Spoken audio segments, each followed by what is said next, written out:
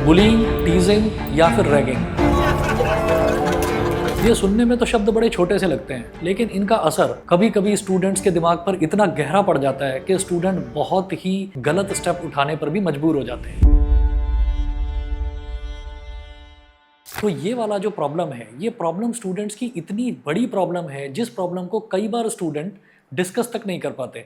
और अगर वो अपने किसी सीनियर को बताते हैं, माँ बाप को बताते हैं या टीचर्स को बताते हैं, तो वो भी ये सोचते हैं कि अरे ये क्या प्रॉब्लम है, इस प्रॉब्लम से क्या फ़र्क पड़ता है, हम सबकी लाइफ में ये हुआ है।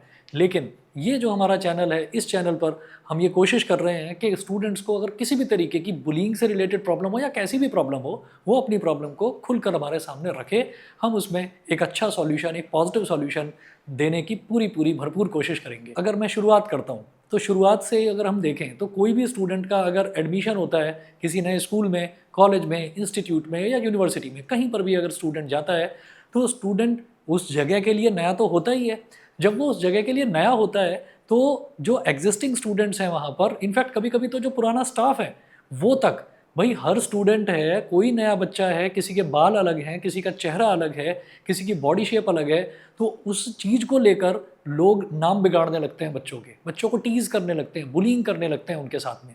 और ये प्रॉब्लम जितनी सुनने में छोटी लगती है उतनी छोटी है नहीं। अब फॉर एग्जांपल हम अगर स्टूडेंट्स की बात करें या किसी भी बच्चे की बात करें, तो जो चिल्ड्रन है ब्रॉडली अगर उनको क्लासीफाई हम करना चाहें, तो उनको हम 3 कैटेगरीज में क्लासीफाई कर सकते हैं। एक होता है लो सेंसिटिव चाइल्ड, एक होता है मॉडरेटली सेंसिटिव चाइल्ड, और तीसरा होता है हाईली सेंसिटिव चाइल्ड। अभी प्रॉब्लम यहाँ पर लो सेंसिटिव चाइल्ड और हाईली सेंसिटिव चाइल्ड के साथ में तो प्रॉब्लम है ही नहीं, उनका तो सॉल्यूशन बहुत जल्दी निकल जाता है।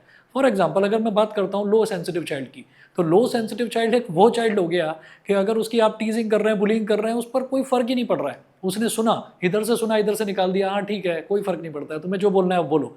तो उस केस में क्या होता है कि जो टीज करने वाले स्टूडेंट्स हैं या कोई स्टाफ है या कोई भी मेंबर है किसी भी यूनिवर्सिटी का, कॉलेज का, तो वो सोचते हैं यार इस पर कोई फर्क तो पड़ नहीं रहा है, तो वो बोलना ही बंद कर देते हैं, उस चीज़ के बारे में कुछ कहते ही नहीं है। ठीक है, तो ये तो प्रॉब्लम हुई लो सेंसिटिव चाइल्ड के साथ। एक्चुअली ये प्रॉब्लम है ही नहीं, तो लो सेंसिटिव चाइल्ड को इस प्रॉब्लम से ज़्यादा गुजरना ही नहीं पड़ता है। बात करते हैं हाईली सेंसिटिव चाइल्ड की।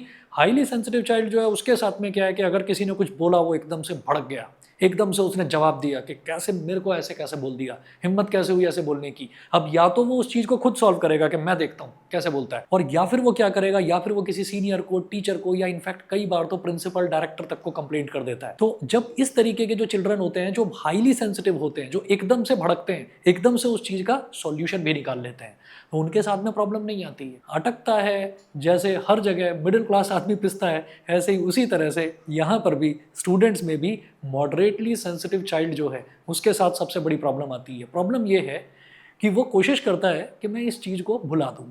किसी ने कुछ बोला, किसी ने नाम बिगाड़ दिया, जो ऑब्वियसली उसको तो पसंद नहीं आ रहा है ना, लेकिन आप बुला रहे हैं उसको उस नाम से, उसको पसंद नहीं आ रहा है, तो वो उसको भुलाने की कोशिश करता है, लेकिन भुला नहीं पाता है। और जब भुला नहीं पाता है तो प्रॉब्लम वहीं से शुरू होती है, अंदर ही अंदर या तो घुटने लगता है। मम्मी पापा को बताएगा, वो कहते हैं कि ये क्या बात हुई, कुछ नहीं है, अपनी प्रॉब्लम है खुद ही फेस करो। होता है, सभी के साथ होता है, हमारे साथ भी हुआ है। अपने भाई को बताएगा, दीदी को बताएगा, लेकिन कहीं से भी सॉल्यूशन मिलता नहीं। तो ये जो 3 तरीके के हमने स्टूडेंट्स क्लासीफाई करे, इसमें जो सबसे ज़्यादा इस प्रॉब्लम को फेस करता है वो है मॉडरेटली सेंसिटिव चाइल्ड।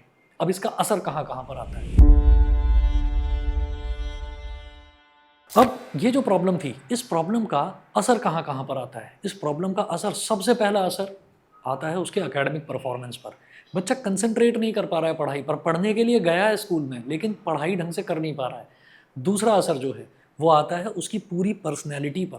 उसकी जो पर्सनैलिटी है, जो पहले बहुत अच्छी दिखा करती थी, वो पर्सनैलिटी में अब वो बात नहीं रही। और कई बार तो बोलने वाले लोग भी बोल देते हैं यार सब कुछ ठीक है, but I think something is missing. तो वो जो असर है वो उसकी पर्सनैलिटी में दिखाई देता है। और जब कोई ये बोल देता है कि कुछ गड़बड़ है, कुछ तो बात है जो आप बता नहीं रहे हो, तो वो जो चीज़ है वो धीरे धीरे उसके कॉन्फिडेंस लेवल को डाउन करती है।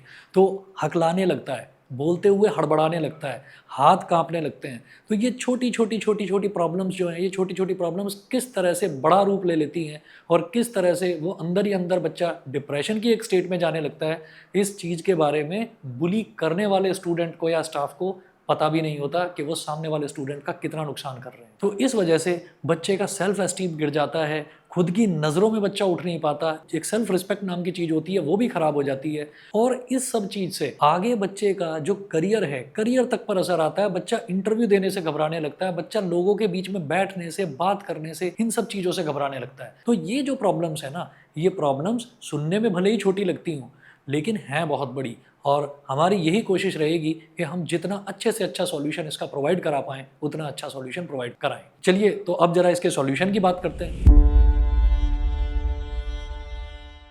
तो प्रॉब्लम तो जैसा मैंने आपको बताया कि प्रॉब्लम तो बहुत बड़ी है, लेकिन ऐसा थोड़ी है कि इसका कोई सॉल्यूशन नहीं है, सॉल्यूशन है। तो चलिए जरा सॉल्यूशन के बारे में डिस्कस करते हैं। तो अगर कोई भी स्टूडेंट इस तरीके की प्रॉब्लम फेस कर रहा है तो वो क्या कर सकता है? सबसे पहले वो क्या कर सकता है, जो भी उसके सीनियर स्टूडेंट्स हैं, ऐसा हो नहीं सकता कि कोई अच्छा सीनियर स्टूडेंट ऐसा ना मिले, कोई ऐसा पॉपुलर स्टूडेंट ना हो जिस स्टूडेंट को सारे ही बच्चे, चाहे वो उसके साथ के हों, चाहे जूनियर्स हों, चाहे उसके भी सीनियर हों, वो उसको पसंद ना करते हों। तो कोई ना कोई स्टूडेंट ऐसा ज़रूर होता है जिसकी बात हमेशा सुनी जाती है। तो ऐसे स्टूडेंट के पास जाएं, ऐसे स्टूडेंट के पास जाएं, थोड़ा सा उससे बातचीत करने की कोशिश करें, उसको बताएं कि भैया या दीदी, मेरे को ये प्रॉब्लम आ रही है, मैं इस प्रॉब्लम से कैसे निकलूं, मैं इस प्रॉब्लम से कैसे अपने आप को बचाऊं। तो ऐसा हो नहीं सकता कि वो स्टूडेंट कोई ना कोई सजेशन आपको ना दे, और हो सकता है वो सजेशन आपके काम आए, और हो सकता है आपको लगे कि नहीं ये तो सब मैं ट्राई कर चुका हूँ। तो कोई बात नहीं, आपका काम है सुनने का, तो थोड़ा सा सुनिए, सुनिए और जानिए। हो सकता है कि वो आपको 4 चीज़ बोले, उसमें से कोई एक चीज़ आपके काम की हो। तो सुनना बहुत ज़रूरी है। और अगर याददाश्त थोड़ी सी कमज़ोर है तो प्लीज़ लिख लीजिए। उस चीज़ में गजनी बनने में कोई प्रॉब्लम नहीं है, तो गजनी बन के अपनी चीज़ों को लिखने में कोई प्रॉब्लम नहीं है, उससे सॉल्यूशन ही मिलता है अच्छा।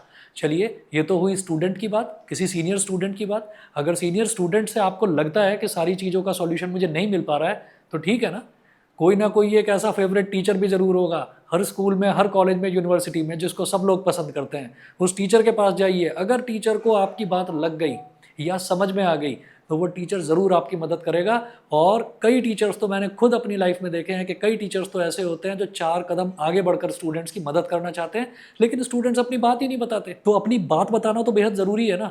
तो यहीं से मेरा तीसरा सॉल्यूशन आप लोगों के सामने आता है। तीसरा सॉल्यूशन ये है कि आपको अपना इंट्रोवर्ट नेचर छोड़ना पड़ेगा। थोड़ा सा आपको अपनी बातें बतानी पड़ेंगी, थोड़ा सा आपको बोलना पड़ेगा। तो जब आप बोलेंगे चीज़ों को, तो आप अगर अपने दोस्तों के साथ भी बैठकर बोल रहे हैं, कहीं गलती से किसी टीचर के कान में पड़ गया, किसी सीनियर स्टूडेंट के कान में पड़ गया, तो कई बार क्या होता है कि वो ऐसे ही कैजुअली आपको एक ऐसा सॉल्यूशन बताकर चला जाएगा कि आपको लगेगा कि ये तो बहुत छोटी सी बात थी, मेरे दिमाग में क्यों नहीं आई। हाँ, इस चीज़ से तो मैं इस प्रॉब्लम से सॉल्यूशन पा सकता हूँ। तो ये चीज़ बहुत ज़रूरी है आपके लिए। और इसके अलावा जो सबसे इम्पॉर्टेंट चीज़ है, जो मैं आजकल देख रहा हूँ कि जितना भी यंग जनरेशन के जितने भी स्टूडेंट्स हैं, उन सब बच्चों के अंदर एक चीज़ जो मिसिंग है वो ये है कि वो अपने पेरेंट्स से पता नहीं क्यों एक गैप बनाकर रख लेते हैं। कई बार ऐसा होता है कि वर्क प्रेशर के चलते पेरेंट्स थोड़ा सा स्ट्रेस्ड आउट रहते हैं, वो भी अपने बच्चों के साथ में टाइम उतना नहीं बिता पाते। तो कोई बात नहीं, आप तो बिता सकते हो। आपको आपका दोस्त एक सजेशन दे रहा है, आपको आपका एक मेंटोर एक सजेशन दे रहा है, उस सजेशन को मानिए। अपने पेरेंट्स से अपनी बातें शेयर करना शुरू करिए और एक फ्रेंडली बिहेवियर बनाइए उनसे। उनसे कहिए कि क्या मैं अपना दोस्त समझकर आपको अपनी बात बता सकता हूँ। मैं मानने को तैयार नहीं हूँ कि आपके फादर या आपकी मदर आपकी बात ना सुने। वो आपकी बात सुनेंगे। और मुझे लगता है कि दुनिया का सबसे अच्छा अगर कोई फ्रेंड आपका हो सकता है, या दुनिया में सबसे अच्छा सॉल्यूशन अगर आपको कोई दे सकता है, तो या तो आपकी माताजी या आपके पिताजी।